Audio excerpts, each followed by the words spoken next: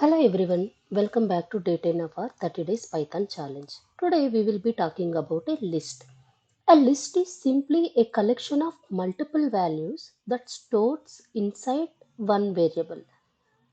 Let's take an example. We created one variable called students inside the square brackets and we stored multiple values in it. List always uses square brackets and every value is separated by a comma. And list can also store a different types of data. Lists are not only for names, they can store numbers and cities as well. So whenever you need to store multiple related values, lists are the perfect choice in Python.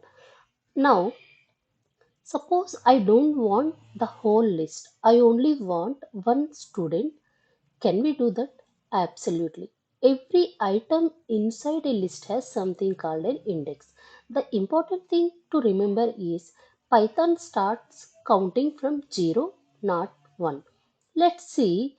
Here I have created a students and the first item has index 0. Now let's print the second student.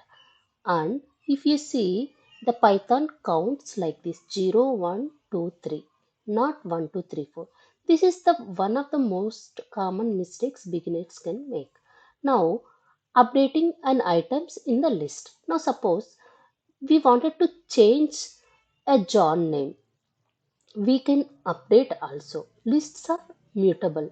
That simply means we can change their names, and if you observe here, I have changed the name and John became Rahul. Very easy, right?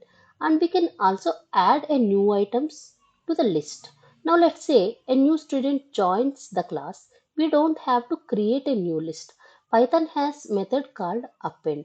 It adds a new item to the end of the list. Let's try. Here I'm adding students.append with the some name. That's exactly what appends does. Now, suppose Rahul leaves the class. Now we can remove the items also.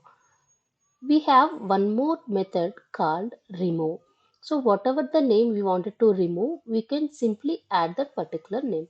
Now let's create one simple program so that we will be having a more understanding on what is lists. I created the language variable inside. I've created Python, Swift and Java. It prints original list, and when we print that, it will print all the values, and we can append and we can remove also. Now it's your time. Let's create a list of your favorite movies or whatever it may be. Print the first movie, then try to add one more one, and finally update the list. Let's meet in day 11 Python coding challenge. If you enjoyed this video, don't forget to like, subscribe and join me for tomorrow day 11. Thanks for watching, and as always, happy coding. See you in the next video.